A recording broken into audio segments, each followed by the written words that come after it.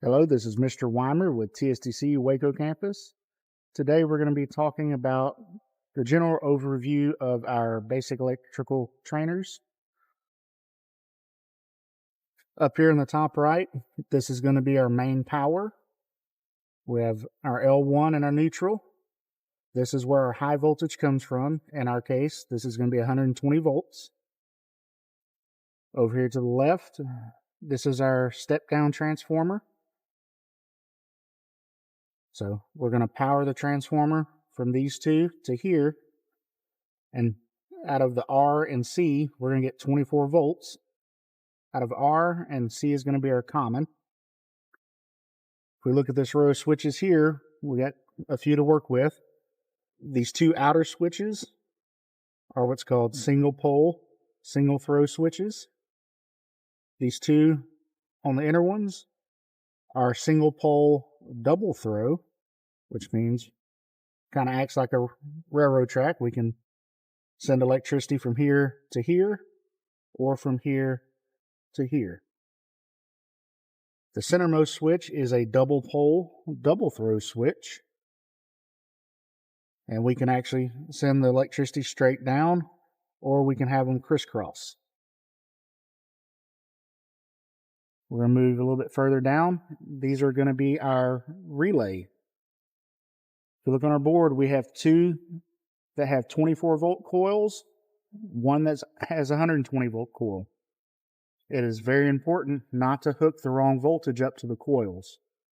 If we put 120 volts to our 20 volt coil, it's going to burn up the relay.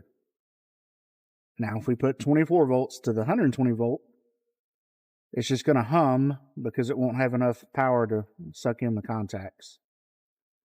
When we're looking at our relays right here, these two connection points, these are for our coil. That's what actually controls the actuation of our relay.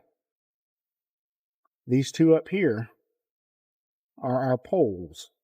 So whatever voltage I put on this pole is going to come out through our normally closed set of contacts here.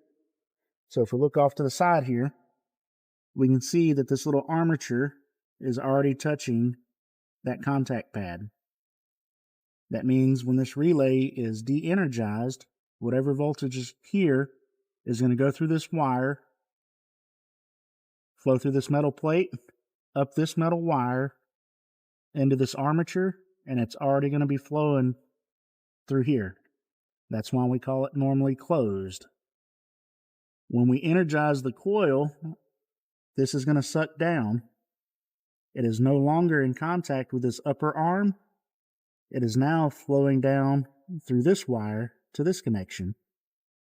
It is our normally open connection because when the relay is de-energized, that contact is open. That works the same on this one. I can put 24 volts to this pole, and I can put 120 volts to this pole, and we can send them out through either one of these sets of contacts. Down here on the bottom, we have 5 LED lights. Throughout your labs, you're going to be asked to wire these up in various different manners. If you have any questions, please get with your instructor and they can help clarify the issues you may have. Thanks for your time.